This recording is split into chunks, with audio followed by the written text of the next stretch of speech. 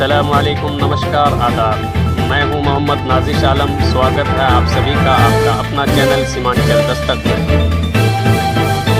आप 10 नवंबर को फिर हमसे आप मेरा इंटरव्यू लीजिएगा।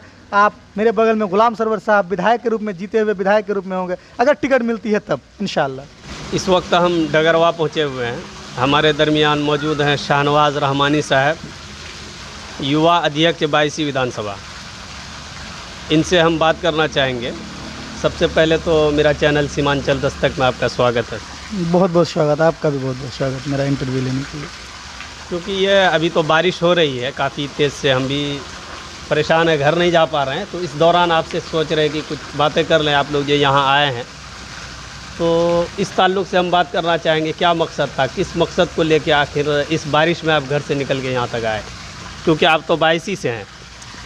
जी, मैं आपको मकसद क्या बताऊं, चूँकि चुनाव का बिगुल कल बज चुका है और चुनाव का मौसम है। MIM के शुरू दिन के कार्यकर्ता हैं। ये MIM का जो जज्बा है हमारे अंदर, वो हमें सोने नहीं देता है। इसलिए भी इस मूसलाधार बारिश में मैं आज डगरवा के ऑफिस में MIM की मजबूती के लिए और MIM को क्षेत्र में एक्टिव रखने के लिए आज यहाँ मौजूद रहा हूँ। तो आप लोग इस चुनाव को लेकर, क्योंकि आप लोग स्टूडेंट है या तालीम से जुड़े हुए हैं, जैसा से आपसे मिलना होता है तो ऐसा हमको लगता है आपसे बात करके भी, तो आप लोग किस नज़र से देखते हैं बिहार की सियासत को? सिर्फ हम 22 की बात नहीं कर रहे हैं, ख़ास करके बिहार की राजनीति के बारे में आप लोग क्या सोचते हैं, युवा लोग?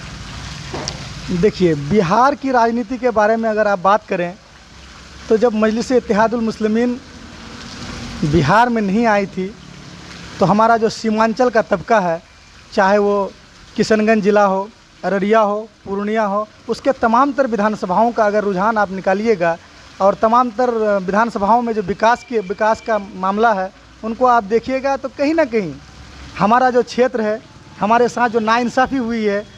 अख्तरुल ईमान साहब हमारे जो प्रदेश अध्यक्ष हैं, उन्होंने एक किताब निकाली थी कि सीमांचल की बदहाली सरकारी आंकड़ों की जुबानी। आज भी वो किताब मौजूद है, जो हमारे दोस्त लेना चाहे उनको ले सकते हैं।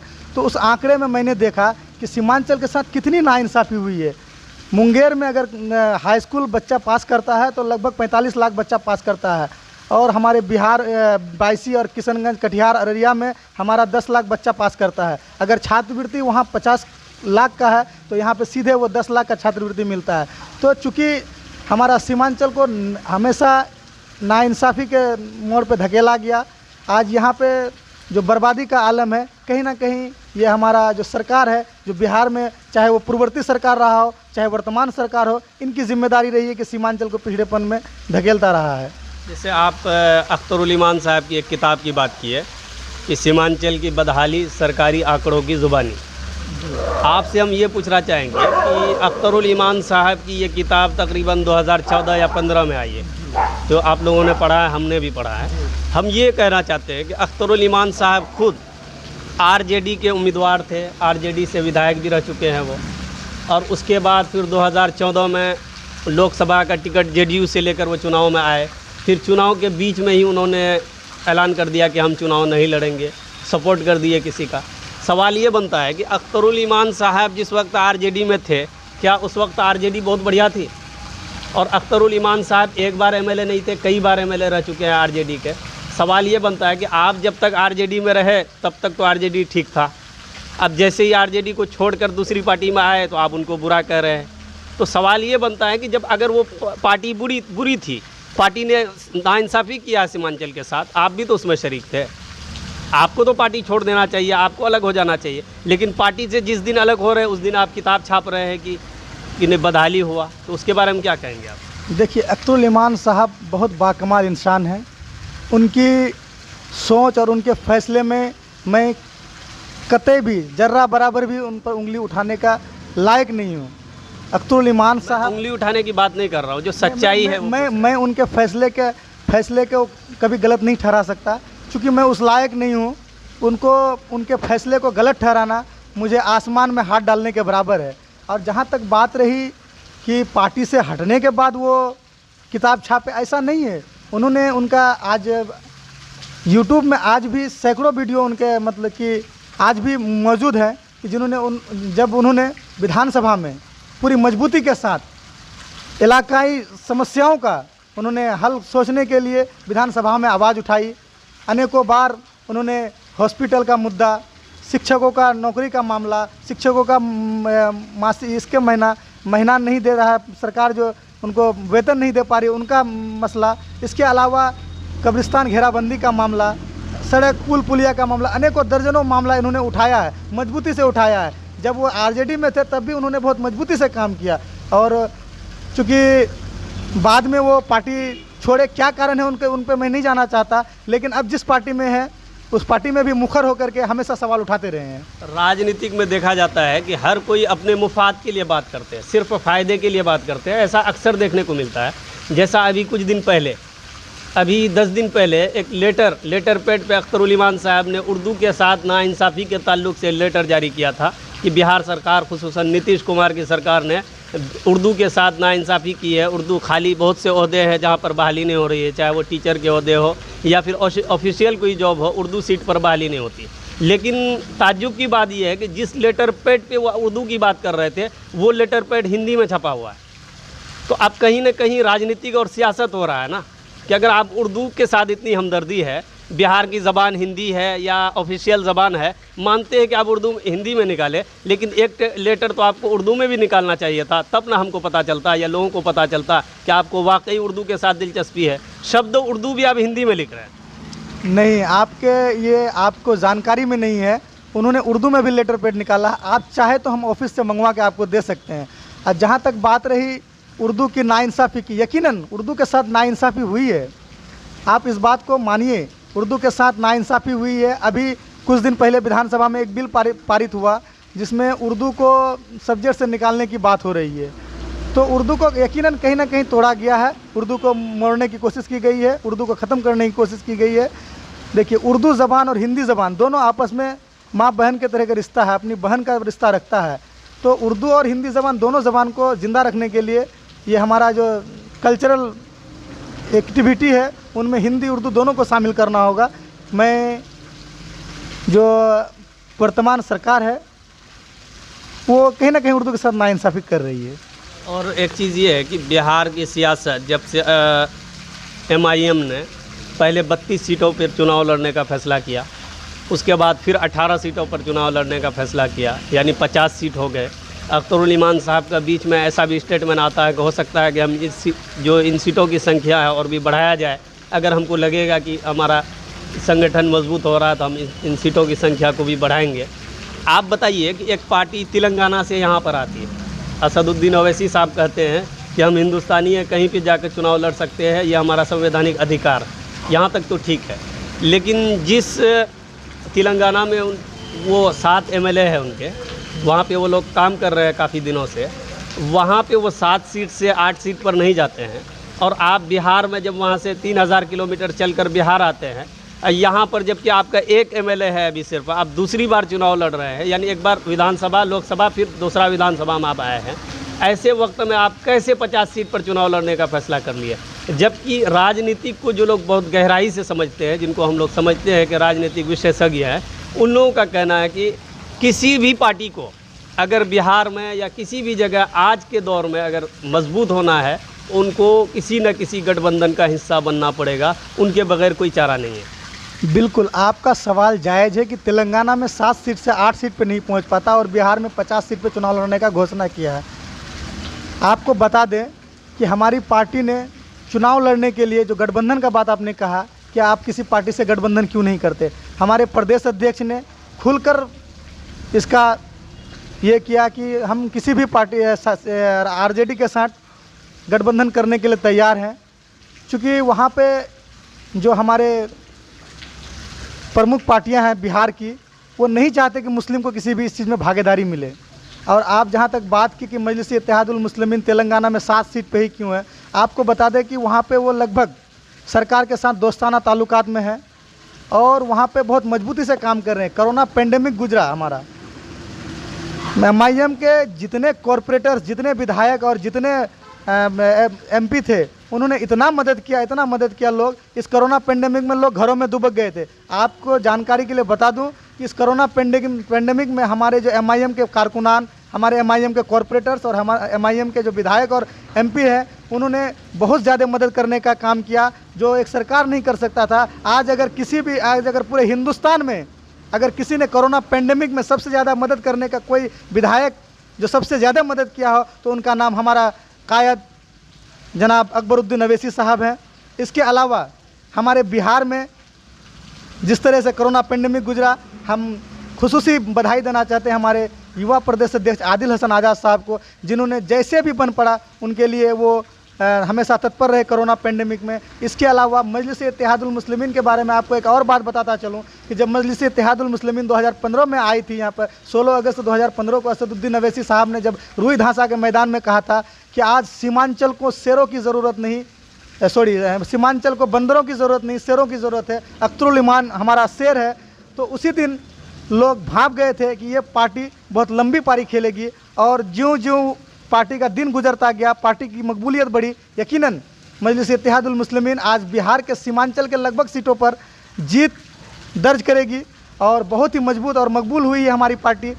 अब जहां तक 50 सीट लड़ने का दावा है, मैं तो कहता हूं कि 243 विधानसभा सीट में लड़े, मेरी ओपिनियन है। इसलिए कि मैंने अख्तरुल ईमान साहब के मुंह से और अख्तरुल ईमान बाज़ाब्ता प्रेस कॉन्फ्रेंस करके अगले आने वाले पार्टी जो पार्टी है हमारे, जो हमारा सेकुलर पार्टी कहलाता है अपने आप को, उनसे गठबंधन करने का न्योता दिया, लेकिन किसी ने भी गठबंधन में लेने का हिमाकत नहीं किया और कोई भी गठबंधन में नहीं लेना चाहता है। आखिर कौन सी वजह है कि आज लालू यादव या कांग्रेस पार्टी या फिर पप्पू यादव या फिर जीतन राम मांझी, इस तरह का जिनको कि बिहार की सियासत में जो मजबूत है कुछ हद तक और खुसूसन मुस्लिम वोटों पर उनकी पकड़ है, वो आज आप असदुद्दीन ओवैसी की पार्टी ऑल इंडिया मजलिस-ए-इत्तेहादुल मुस्लिमीन को अपने गठबंधन में क्यों नहीं लेना चाह रहे? क्या वजह है आखिर?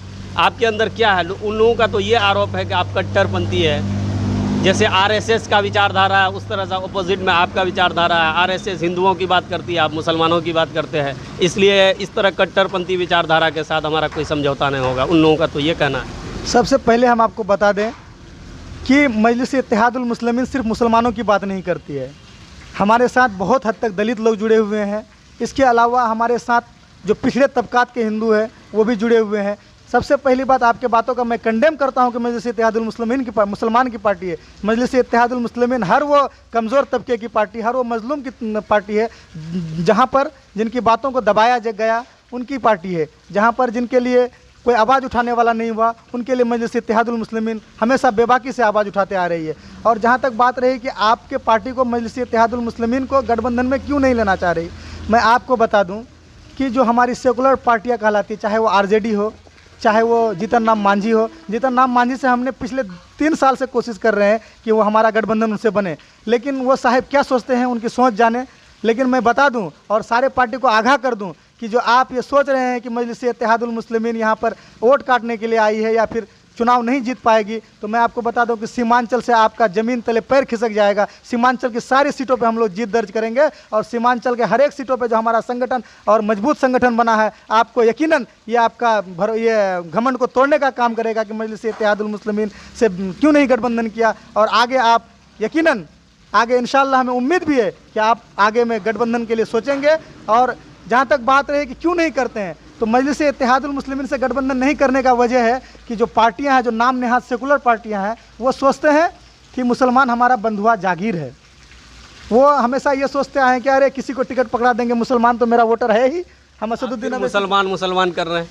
नहीं, मेरे आप कह रहे हैं कि सबकी पार्टी है, चूँकि नहीं, बिल्कुल MIM सबकी पार्टी है। मैं ये कह रहा हूँ वो इसलिए ये सोच रहे हैं कि सीमांचल मुस्लिम इलाका है, चूँकि मुस्लिम बेस है, मुस्लिम आधार है, मुस्लिम ज़्यादा संख्या में है। आप तो पूरे बिहार में ही ना चुनाव लड़ने का फैसला कर दिया, तो फिर सीमांचल कह रहे हैं आप। बिल्कुल पूरे बिहार में चुनाव लड़ेंगे, लेकिन हमारी जो मजबूती है, जहाँ पे हम ज़्यादा मजबूत हैं, उस चीज़ को हम ज़्यादा डिक्लेरेशन कर रहे हैं कि हमारी मजबूती सीमांचल में ज़्यादा है। चूँकि आप चाहते तो हमको 10 से 15 सीट दे करके हमें भी अपने गठबंधन का हिस्सा बना सकते थे, लेकिन आपने इसलिए नहीं किया कि चूँकि सीमांचल में मेरा जो वो वोट है, मुस्लिम वोट, आप जो कह रहे हैं कि हमारा बंधुआ जागीर है, किसी को टिकट दे देंगे मुसलमान वोट प्राप्त हो जाएगा, ऐसा तो नहीं कहते हैं वो लोग। ऐसा कहते हैं बिल्कुल। आप अगर कभी उनसे अगर इंटरव्यू लीजिएगा और उनके मतलब कि दिलों को भापने का कोशिश कीजिएगा। अगर ऐसा नहीं करते तो मजलिस इत्तेहादुल मुस्लिमीन को जरूर गठबंधन का हिस्सा बनाते और मजलिस इत्तेहादुल मुस्लिमीन गठबंधन का हिस्सा बनकर बहुत उनको जिताने का प्रयास करते। जिनकी बात आप कर रहे हैं कि करते ज़रूर गठबंधन में, उनका तो साफ कहना है कि MIM की कोई ज़मीन है नहीं, सियासी ज़मीन कुछ भी नहीं है। बड़ी मुश्किल से एक उपचुनाव कैसे जीत गए हैं वो। आज जो सीट पर उपचुनाव जीते हैं वो सीट भी उनके हाथ से खिसकता हुआ नज़र आ रहा है। ये उन लोगों का कहना है जो दीगर पार्टियाँ बिल्कुल हवाई बातें कर रहे हैं। ज़मीन के स्तर पर उसको तब पता चलेगा जब विधानसभा में 10 नवंबर को जब चुनाव का रिजल्ट आएगा, तब उनको लगेगा कि मजलिस इत्तेहादुल मुस्लिमीन क्या चीज़ थी। आप लोग जो चुनाव यहाँ MIM, क्योंकि आप युवा अध्यक्ष हैं, MIM जो चुनाव लड़ने के लिए आई है बिहार में, तो ये किस क्षेत्र का विकास करना चाहती है? आपकी बातों से भी या अख्तरुल ईमान साहब की बातों से भी मुसलसल सीमांचल का लफ्ज़ आता है, लेकिन जब आप चुनाव लड़ने की बात करते हैं तो पूरे बिहार के अलग अलग हिस्सों में 50 सीटों का ऐलान कर देते हैं, जबकि संगठन कितना मजबूत है ये आपको भी खबर है, अख्तरुल ईमान को भी खबर है और भी लोगों को खबर है। ऐसी स्थिति में आप खुसूसन 50 सीटों में अधिकतर सीट 80% से 85% वो सीट है जहां बीजेपी का विधायक नहीं है, चाहे तो RJD का है या फिर कांग्रेस का है। दूसरी बात, आप मुसलमानों की बात करते हैं, बिहार की सियासत में जो विधायक है मुस्लिम, अधिकतर विधायक उन्हीं सीटों पर जहां पर MIM ने चुनाव लड़ने का फैसला किया। आप किसको हराना चाहते हैं? देखिए, अभी हमने 50 सीट पे जो लड़ने का हमारा प्रदेश अध्यक्ष का फैसला है वो अभी फाइनल डिसीजन नहीं है। हो सकता है कि इसमें कुछ बदलाव भी हो, क्योंकि चुनाव जो लड़ने का ये अख्तरुल ईमान साहब ने 50 सीट का दावा किया है, मुझे लग रहा है कि उसमें कुछ विचार कर सकते हैं वो। और जहाँ तक बात रही, आपने एक सवाल किया कि उन सीटों पे ज़्यादातर चुनाव लड़ रहे हैं जहाँ पे RJD या फिर और सब जो दीगर मुस्लिम विधायक है, आपकी ये गलत फहमी है। हम लोग सिर्फ उन्हीं सीट में चुनाव नहीं लड़ रहे हैं जहाँ पर मुस्लिम विधायक जीते हुए हैं। हम लोग जहाँ पर बीजेपी का सिटिंग MLA वहाँ पर 8 से ज़्यादा 5 से 10 सीट ऐसी है, बाकी 40 जो है 50 में उनको न देखिएगा आप। क्योंकि हम लोग एक लड़ाई एक तरफ कहते हैं कि हम बीजेपी के खिलाफ लड़ने आए हैं, जो आरोप लगता है कि बीजेपी की B टीम बनकर काम करती है MIM, कहीं ना कहीं उनका ये दावा तो और मजबूत हो रहा है ना इस ऐलान से। जब आप RJD और कांग्रेस के खिलाफ विधायक के खिलाफ इलेक्शन लड़ाते हैं 40 सीटों पर, अब बीजेपी और JDU के खिलाफ आप 10 सीटों पर चुनाव लड़वाते हैं, तो उनका दावा कहीं ना कहीं इससे मजबूत होता है ना कि वाकई आप बीजेपी की B टीम है। नहीं, बिल्कुल जो लोग बीजेपी का B टीम कहते हैं, आप यकीन जानिए चुनाव के बाद उसको वो खुद B टीम अपने आप को नज़र आएंगे। और मैं आपको बता दूं कि मजलिस इत्तेहादुल मुस्लिमीन जो बिहार आई है, उनका मेन उद्देश्य ये है कि सीमांचल जो हमारा पिछड़ा इलाका है हर साल बाढ़ की तबाही झेलता है। हमारे बच्चों को स्कूल के लिए भवन नहीं है, बच्चों को स्कूल में टीचर नहीं है। इन सारी मूलभूत सुविधा के लिए, मूलभूत समस्याओं का निदान के लिए हमारी पार्टी मजलिस इत्तेहादुल मुस्लिमीन बिहार और खास करके सीमांचल में ज़्यादातर फोकस इसलिए कर रही है कि सीमांचल जो हमारा सबसे पिछड़ा इलाका है, सीमांचल के दर्जनों गांव में ऐसे हैं जहां पे आज तक मुख्य सड़क पक्की सड़क तक नहीं है। इसके अलावा सीमांचल स्टेटस की बात करते हैं हम लोग। इस धारा 371 के तहत बैरिस्टर असदुद्दीन अवैसी साहब ने पार्लियामेंट में एक बिल पेश किया है कि धारा 371 के तहत हम सीमांचल को विशेष राज्य का दर्जा, विशेष इलाके का दर्जा दिलाने के लिए प्रयासरत हैं। चूँकि आपको बता दें कि इससे पहले भी जब मजलिस इत्तेहादुल मुस्लिमीन जब यहाँ पर नहीं आई थी, तो हमारे जो वर्तमान क्षेत्र के नेता हैं या फिर प्रदेश के नेता हैं, उनका रुझान इस तरफ नहीं था। जब असदुद्दीन अवैसी आए तो कहीं ना कहीं उसका रुझान बना है। जब हम अपने यहाँ से 10 से 20 सीट और 20 MLA बना के भेजेंगे, यकीनन हमारा विधायक वहाँ से जाके काम खींच लाएगा। और यहाँ से जो सबसे ज़्यादा मूलभूत समस्या है, महानंदा बेसिन परियोजना को प्रोजेक्ट करके कच्ची सड़कों को और नदी नालों को पक्कीकरण करके उनका बोल्ड पिचिंग करा करके नदी को कटाव से रोकने के लिए बंदोबस्त करना होगा। आज 22 विधानसभा के अनेकों दर्जनों पंचायत ऐसे हैं जहां पे हर साल बाढ़ आता है और अपनी किसान की गाढ़ी कमाई को लेकर चला जाता है। आप कितने पंचायत का नाम गिनाओ, वो मीनापुर पंचायत हो, ताराबाड़ी पंचायत हो, खुटिया पंचायत हो, ऐसे दर्जनों अनेकों पंचायत ऐसे हैं जो बाढ़ की हर साल तबाही झेलता है। इसलिए मैं मजलिस इत्तेहादुल मुस्लिमीन का एक अदना सा कार्यकर्ता होने के नाते सीमांचल ही नहीं बल्कि पूरे बिहार के हर एक फर्द से, हर एक MIM के चाहने वालों से मैं यही गुजारिश करूंगा कि मजलिस इत्तेहादुल मुस्लिमीन को इस बार जो बिहार में आई है, आप लोग बहुत तयाद वोटों से कामयाब कीजिए। जहां भी मजलिस इत्तेहादुल मुस्लिमीन चुनाव लड़ रही है वहां मजलिस इत्तेहादुल मुस्लिमीन को मजबूती से साथ दीजिए, और जहां पे मजलिस इत्तेहादुल मुस्लिमीन चुनाव नहीं लड़ रही है वहां पे आप जो आपको सेकुलर लगता है वहाँ पे उनका समर्थन कीजिए, लेकिन जहाँ पे मजलिस चुनाव लड़ रही है वहाँ पे आप मजलिस का भरपूर सहयोग और ताउन कीजिए, क्योंकि मजलिस इत्तेहादुल मुस्लिमीन हक की बात करती है, इंसाफ की बात करती है। यकीन जानिए मजलिस इत्तेहादुल मुस्लिमीन का विधायक जब जीतेगा तो वो इंकलाब बर्पा करेगा, और सीमांचल के लिए जो एक विशेष पैकेज का एक जो सपना देखा है हमारे कायद जनाब बैरिस्टर असदुद्दीन अवैसी साहब ने, उनका सपना को साकार करेंगे। हमारा बच्चा भी पढ़ेगा, हमारे घर में भी रोड होगा, हमारे गांव में भी रोड होगा। आप इस विधानसभा के ताल्लुक से आपसे कुछ सवालात हैं जी जी कि 22वीं विधानसभा के आप MIM के युवा अध्यक्ष हैं, तो 22वीं विधानसभा में क्या समस्या है उसको तहत उनको लेकर आप लोग क्या सोच रहे हैं? क्योंकि MIM जिसकी बात आप इतनी मजबूती के साथ कर रहे हैं कि MIM कितना मजबूत है ये आपसे बेहतर शायद कोई जान सके, क्योंकि आप लोगों के बीच जाते हैं, देखते हैं। आपके यहाँ MIM का ही 3 कैंडिडेट आ रहा है सामने।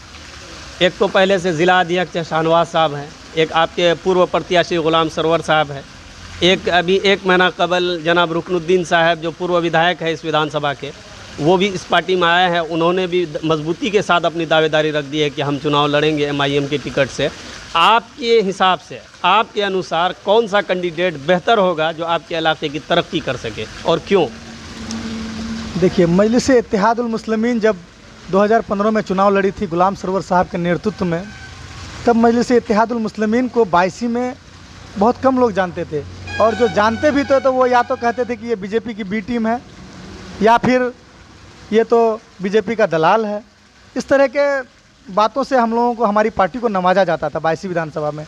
दिन बढ़ता गया, गुलाम सरवर साहब और शाहनवाज साहब की मेहनत से आज 22 विधानसभा में ये हाल है कि कोई भी जो पूर्व प्रत्याशी, आप जैसे सैयद रुकनुद्दीन साहब का नाम लिए, मेरी उनसे भी आत्मीयता है, वो पहले दीगर पार्टियों में रहे हैं और मजलिस इत्तेहादुल मुस्लिमीन में वो आए तो मैं उनका तहे दिल से शुक्रिया अदा किया। मैं उस दिन लाइव आकर के बाकायदा अपने से पर्सनली सैयद रुकनुद्दीन अहमद को पार्टी में स्वागत किया। चूँकि चुनाव सर पर है और 22 की जो मूलभूत समस्या है, मैं आपको इससे पहले भी बताया कि हमारा मूलभूत समस्या है, सबसे ज़्यादा अगर कोई समस्या है तो बाढ़। सबसे ज़्यादा बाढ़ अगर किसी विधानसभा में आता है तो वो 22 विधानसभा में। हर साल हम किसान परिवार से आते हैं, किसान की गाढ़ी कमाई ले डूबती है, और दूसरी सबसे बड़ी मूलभूत समस्या, किसानों का फसल का सही समय पे खरीदारी नहीं हो पाता है। किसान जो अपना फसल उगाते हैं उसको सही दाम पे नहीं बेच पाते हैं, तो उनके लिए MCP केंद्र खोला जाए और उसमें सही दाम पे उनको फसल को लेने के लिए वो जो जिनके लिए वो ये करेंगे, जो फसल के काम सबसे बेहतर कौन कर सकते हैं? क्योंकि आप पार्टी के कार्यकर्ता हैं, आपको बता रहा हूँ, 2 बताया। तीसरा सबसे ज़्यादा और सबसे परेशानी का जो सबब है वो सड़क। आप बताइए, आज़ादी के 70 साल के बाद भी आज तक गांव में सड़क तक का निर्माण नहीं हो पाया। गांव के सड़कों को प्रखंड लेवल और अनुमंडल लेवल तक नहीं जोड़ पाया, तो आप किस विकास की बात करते हैं? आज ये मूलभूत समस्याएं हैं। आज हमारा हॉस्पिटल का समस्या है। आज 22 में आप जाइएगा तो एक सदर अस्पताल में एक अदना सा हॉस्पिटल है, जिसमें आप अगर एक टेडबेग का सुई मांगने जाइएगा तो आपको नहीं मिल पाएगा। तो ये हाल है। और हमारे डगरवा में एक अदना सा PSC, तो इस सब से नहीं होगा। ये सुविधा में भी जो हमारा 22 विधानसभा इतना पिछड़ा हुआ है इनके लिए, और इसके अलावा स्कूल कॉलेज, आज 22 अनुमंडल है, वहाँ पे आपको जानकर हैरानी होगी कि आज तक एक अच्छा सा ढंग का कॉलेज नहीं है। एक कॉलेज है भी तो उसको 22 हाई स्कूल को उत्क्रमित करके डिग्री कॉलेज बना दिया गया, जिसमें पढ़ाई सही से चालू नहीं है और टीचर नहीं है। तो ये सब मूलभूत समस्याएं हैं, और इन मूलभूत समस्याओं को समाधान के लिए मजलिस इत्तेहादुल मुस्लिमीन 22 आई। 22 में चूँकि आप सब जानते हैं और हम भी जानते हैं और हमारे क्षेत्र की जनता भी जानती है कि 22 में जो चुनाव रहा है तो वो कहीं ना कहीं चरैया और बैरिया के बीच में रहा है। चरैया से RJD के महागठबंधन के उम्मीदवार थे पिछली बार हाजी अब्दुल सुभान, और वर्तमान विधायक हैं वो, और जो हमेशा उसके विपक्ष में लड़ते आ रहे हैं बैरिया से सैयद रुकनुद्दीन अहमद साहब। इन दोनों के बीच में एक तीसरा जमात आया था, मजलिस इत्तेहादुल मुस्लिमीन। तो चूँकि इन दोनों से जनता त्रस्त हो चुकी थी, इसके लिए एक तीसरा परिवार, एक घर बनाया हम मजलिस इत्तेहादुल मुस्लिमीन के तौर पर। तो मजलिस इत्तेहादुल मुस्लिमीन में वो तबका साथ आए जो उन दोनों तबका से परेशान और नाराज़ थे, चूँकि विकास नहीं कर पा रहे थे, बस जीत रहे थे ये डर दिखा के कि बीजेपी आ जाएगा, फलना आ जाएगा। किसी तरह साम दंड भेद से वो चुनाव जीत रहे थे, लेकिन विकास से कोसों दूर थे। जब मजलिस इत्तेहादुल मुस्लिमीन यहाँ 22 आई तो लोग रोकना चाहेंगे इस जगह आपको। आप कह रहे हैं कि इनसे बचना चाह रहे थे, इन लोगों काम नहीं किए, विकास नहीं किए, उसके बावजूद आपकी पार्टी की तरफ से या आला कमान की तरफ से या MIM के कार्यकर्ता की तरफ से तो इस तरह की खबर आ रही है, जिनके बारे में आप पुरजोर ये करते हैं कि काम नहीं किए, विकास नहीं किए, उनके टिकट के चर्चे चल रहे हैं कि उनको टिकट दिया जा रहा है पार्टी का, जिनके बारे में आप ये कह रहे हैं कि ये काम नहीं किए, विकास नहीं किए, फिर उनको दोबारा आप टिकट दे देंगे आपकी पार्टी में, तो क्या काम हो जाएगा? देखिए, यकीनन टिकट का फैसला आला कमान करेगा, लेकिन आला कमान करेगा तो जो आदमी के बारे में आप कह रहे हैं कि वो काम नहीं किए, आप कैसे सोच लेते हैं कि दोबारा वो काम कर लेंगे? जो काम अगर किए हैं तो वाकई आप दीजिए, अगर नहीं किए हैं तो आप चाहे तो आप गलत कह रहे हैं कि काम नहीं किए हैं। मेरा पर्सनली ओपिनियन अगर आप जानना चाहेंगे, अगर मैं अपने से पर्सनली ओपिनियन दूं, चूँकि मेरी बात अभी ख़त्म नहीं हुई, उससे पहले आपने क्वेश्चन मार्क किया, मैं इस चीज़ को पूरा करता, लेकिन आपने क्वेश्चन मार्क किया, तो मेरे कहने का मतलब ये था कि दोनों खेमों से ऊब करके तीसरा परिवार बनाया गया था, मजलिस इत्तेहादुल मुस्लिमीन परिवार, और उसमें गुलाम सरवर साहब और शाहनवाज साहब के नेतृत्व में लोगों ने बहुत अच्छा मेहनत किया और हर घर में, हर गांव में पार्टी को ले जाने का काम किया। और आज मजलिस इत्तेहादुल मुस्लिमीन मजबूत, अगर बहुत मजबूत है, तो कहीं ना कहीं गुलाम सरवर साहब जो पूर्व प्रत्याशी थे, उनके मेहनत का नतीजा है। आज इन दोनों के अलावा अगर आप रुकनुद्दीन साहब के बारे में बोल रहे हैं कि उनको टिकट दिया जाए, बोल रहे हैं जनता में इस तरह की बात चल अगर रही है। जनता में इस तरह की बात चल रही है, तो मैं आपको वाज़ेह और स्पष्ट रूप से कह दूं कि मजलिस इत्तेहादुल मुस्लिमीन इंसाफ की पार्टी, इंसाफ के लिए जाना जाता है। चूँकि प्रत्याशी पहले से मौजूद है तो अब प्रत्याशी की ज़रूरत नहीं है। हमें लगता है कि मजलिस इत्तेहादुल मुस्लिमीन का जो पुराना प्रत्याशी गुलाम सरवर साहब है, इनके जैसा मेहनत और इनके जैसा जज्बा और इनके जैसा पार्टी का वफादार और समर्पित आदमी कोई हो ही नहीं सकता है। पार्टी अगर सिर्फ वफादार और कौन मेहनत करने वाले हैं, सिर्फ इसी चीज़ को देखे तो न जाने कितनी बार चुनाव हारना पड़ेगा। पार्टी का फैसला तो ये देखकर भी होगा कि सीट को कौन जीत सकते हैं। यकीनन आपकी बात से मैं सहमत हूँ, लेकिन आप जब ग्राउंड रिपोर्ट करेंगे इलाके का, तो कहीं ना कहीं अवाम इस बार गुलाम सरवर के लिए तन मन धन से खड़ा है। आप उनके सभाओं का अगर कैलकुलेशन निकालेंगे तो उनके सभाओं में देखिएगा कि लोग गांव के गांव, दरी के दरी और चटाई के चटाई बिछा करके लोग उनको सुनने के लिए आतुर हैं।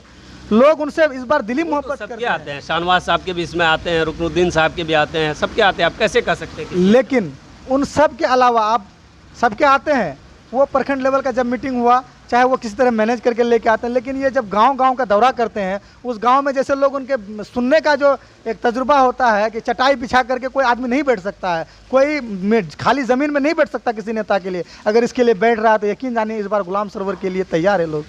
और मैं पार्टी आला कमान से भी ये डिमांड करता हूँ कि गुलाम सरवर साहब इस बार, आप अगर ये जरा सा भी अगर आपके मन में है कि गुलाम सरवर साहब सीट नहीं निकाल सकता, तो मन में नहीं है, जनता की आवाज़ से मैं प्रदेश अध्यक्ष और पार्टी आला कमान से मुखातिब हूँ कि आपको अगर कहीं भी जर्रा बराबर भी शक है कि गुलाम सरवर सीट नहीं निकाल सकता है, तो आप गलत फहमी में हैं। आप इस बात को यकीन जानिए कि इस बार गुलाम सरवर साहब के लिए लोग तैयार हैं। गुलाम सरवर साहब को किसी भी कीमत में विधानसभा भेजने की जो तैयारी कर रखी है, तो मैं ये नहीं समझ सकता हूं कि गुलाम सरवर साहब को इस बार टिकट नहीं मिलेगा। गुलाम सरवर साहब ही उम्मीदवार होंगे और वो इंशाल्लाह सीट को भी निकालेंगे, कोई मुश्किल बात नहीं है। तो ऐसी स्थिति में जो पूर्व विधायक हैं, तो उनका कहना है, उनके मुताबिक ये है कि हम ही सबसे मजबूत दावेदार हैं, क्योंकि उनका ये भी ये है, या लोगों का कहना है कि हर बार यानी 20 से 25 हज़ार वोट उनका पैकेज वोट है, खा वो किसी भी पार्टी में। क्योंकि पिछला तारीख देखा जाए तो वो एक दौर में तीर छाप से यानी नीतीश कुमार की पार्टी से चुनाव लड़े हैं, उसमें भी तकरीबन 20-22 हज़ार वोट मिला है। फिर जन अधिकार पार्टी से चुनाव लड़े, उसमें भी 22-23 हज़ार वोट मिला है। तो लोगों का ये भी कहना है कि 20 से 25 हज़ार वोट उनका ऐसा है जो वह खास निर्दलीय हो या किसी भी पार्टी से उनको मिलता है। MIM का भी अगर वोट उनको मिलता है तो उनको जीतने से कोई रोक नहीं सकता है। ऐसा नहीं है। MIM का जो वोट है, तो MIM के समर्पित नेता के लिए इस बार मुस्तैदी से खड़ा है। अगर वो चाह रहे हैं कि हमको मेरे 20,000 25,000 पॉकेट वोट है, तो इस बार भी आपको यकीन जानिए उतना ही वोट उनको मिलेगा, इससे ज़्यादा उसको वोट नहीं मिल सकता है। MIM का टिकट मिल जाता तब भी उनको उतना ही वोट मिलेगा। इसलिए उतना वोट मिलेगा कि MIM का जो कार्यकर्ता है, MIM का जो संगठन है, सब गुलाम सरवर साहब के साथ है। ये बहुत बड़ी बात है। साहब क्या नहीं, उनके साथ में भी नहीं, चूँकि वो जिला अध्यक्ष हवाई बातें करते हैं, है ना। उनका मेहनत है, कहीं ना कहीं उनका भी मेहनत है, लेकिन गुलाम सरवर साहब से जो कार्यकर्ता का जो ट्यूनिंग बना हुआ है, वो किसी आदमी के साथ नहीं बन सकता है।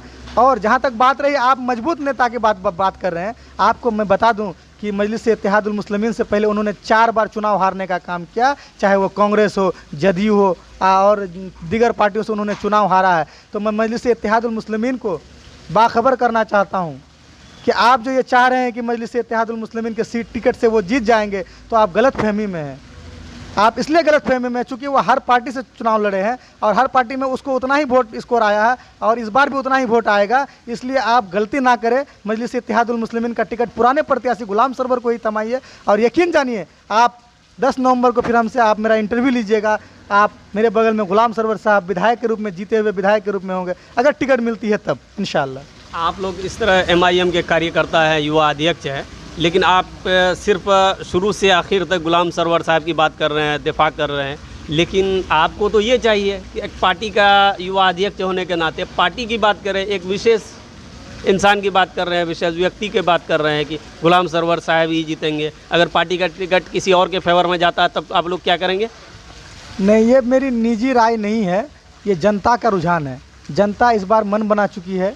चूँकि पिछला प्रत्याशी था, 6 साल से इन्होंने क्षेत्र में गांव-गांव जाकर के मेहनत किया, तो लोगों के दिल में ये बात बैठ चुकी है कि हमारा जो प्रत्याशी है वो गुलाम सरवर ही है और रहेगा। पिछले बार तो इनको 17,000 वोट मिला था, तो अब इसको कामयाब कैसे कर देंगे? क्या कर लिया है पिछले 5 साल में कि 17,000 से आप 50-60,000 तक पहुँच पाएंगे? देखिए, मजलिस इत्तेहादुल मुस्लिमीन को क्या किया है, इन्होंने जब भी कोई भी विधानसभा में किसी तरह की भी समस्या आई, सबसे पहले अगर आवाज़ उठाने वाले शख्स का नाम है तो वो गुलाम सरवर है।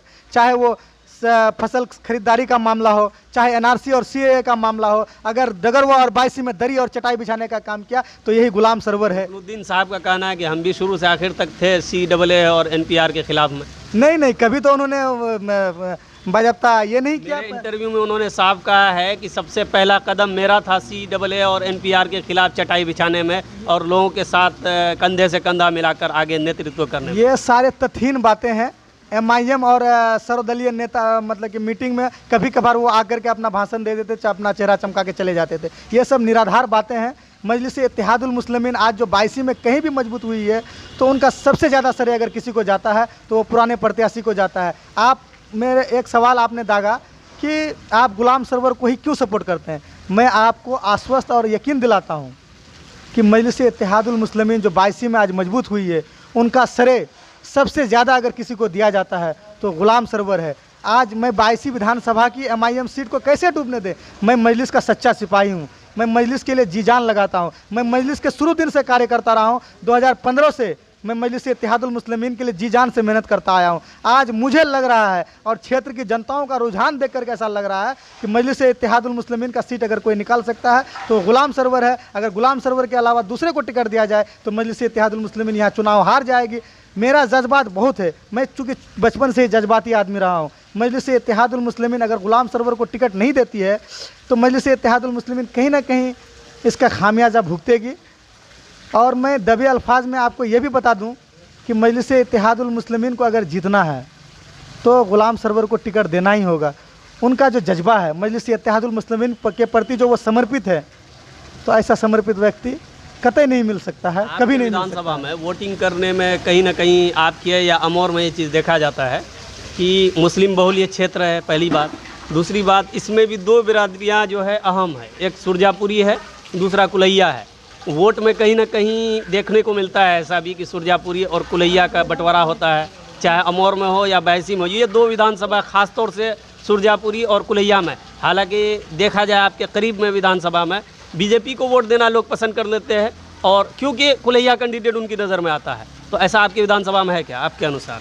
देखिए, ऐसा नहीं होगा, लेकिन कहीं ना कहीं अब हम जब तथ्य की बात करते हैं, जब साम वेद जब अपनाया जाता है, चुनाव है, चुनाव में लोग जोड़ तोड़ समीकरण तो करते ही हैं। आप अगर ये सोचते हैं कि जाति वाला मामला कुछ या फिर कुलैया सुरजापुरी होगा, तो मुझे नहीं लगता कि ऐसा होगा। लोग इस बार मन बना चुका है, मजलिस इत्तेहादुल मुस्लिमीन को हर तबका इस बार वोट करेगा इंशाल्लाह, और मजलिस इत्तेहादुल मुस्लिमीन कामयाब होगा। यहाँ ही नहीं, आज पार्टी की जो मकबूलियत है, इसी का परिणाम है कि आज समाजवादी जनता दल लड़ाई को ख़त्म करने के लिए ऐसा ना कर लेगा अख्तरुल ईमान को ही यहाँ से चुनाव लड़वा दीजिए आप लोग। नहीं, अख्तरुल ईमान साहब अगर चुनाव लड़ना चाहे तो उसका मोस्ट वेलकम है। अख्तरुल ईमान साहब अगर यहाँ चुनाव लड़ना चाहे बायसी, तो हम उनका मोस्ट वेलकम करते हैं। अगर अख्तरुल ईमान साहब चुनाव यहाँ नहीं लड़ते हैं तो मैं समझता हूं कि गुलाम सरवर से बेहतर कैंडिडेट कोई नहीं होगा। इसलिए पार्टी के युवा अध्यक्ष हैं, इसलिए हम आपसे पूछ रहे हैं कि अख्तरुल ईमान साहब आखिर कोचा दामन से चुनाव लड़ते थे कि क्या मजबूरी हो गई कि कोचा दामन छोड़कर अमोर आ रहे हैं, जैसा कि खबर आ रही है, हालांकि ऐलान तो नहीं हुआ है, सूत्रों से ये पता चलता है कि अख्तरुल ईमान साहब अमोर विधानसभा से चुनाव लड़ रहे हैं। और लोगों का ये भी कहना है, जब लोगों के बीच जाते हैं तो ये कहना क्या कोई कैंडिडेट अमोर के अंदर ऐसा नहीं था जो अख्तरुल ईमान को आना पड़ा यहाँ। कोचा दामन को क्यों छोड़ा आपके अनुसार? आपको मैं बता दूं कि पार्टी का जो फैसला होता है, जो चुनाव लड़ने का प्रदेश अध्यक्ष का फैसला है, चूँकि वहाँ पर कोचा धामन में इजहार एसपी साहब शुरू दिन से बहुत मेहनत किए, बहुत शिद्दत से उस पार्टी को उन्होंने कोचा धामन में भी बहुत मजबूत किया। इसका मतलब ये है कि जो लोग शुरू दिन से काम करेंगे आपकी पार्टी में, उसके लिए इज्जत है? जी बिल्कुल। आप अगर ये शब्द कह रहे हैं कि शुरू दिन से काम किए हैं, शुरू दिन से काम करने वालों के लिए जगह है MIM में? आपको मैं बता दूं कि जो नए लोग हैं उनका वेलकम है, उनका भी इज्जत है, लेकिन जो पुराने लोग हैं उनको मजलिस इत्तेहादुल मुस्लिमीन कभी नहीं भूलेगी।